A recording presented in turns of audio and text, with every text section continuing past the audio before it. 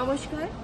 গতকাল পার্লামেন্টে আমি ম্যাটার্স আন্ডার রুল 377-এ জয় হিন্দ কলোনি নিয়ে যেটা চলছে, যেভাবে অবিচার অন্যায় করা হচ্ছে তাদের সাথে, সেই নিয়ে আমি রেজ করেছিলাম এবং তার উত্তর তো আমাদের মাননীয় হোম মিনিস্টারকে দিতে হবে।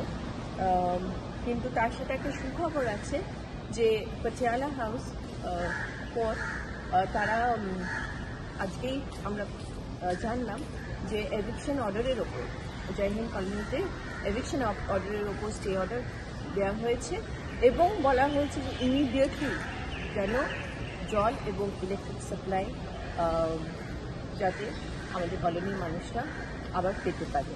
তো এটা আমাদের বাংলার মাটি মানুষের জয়, বাংলার জয়।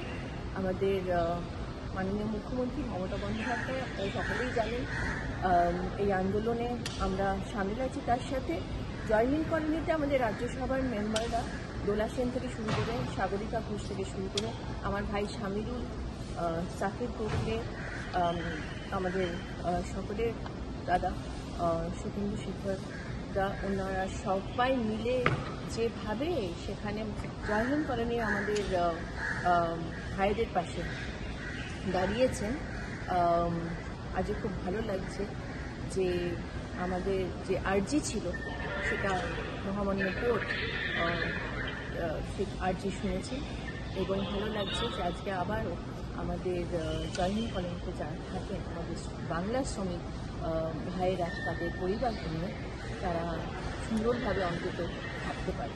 জয় বাংলা।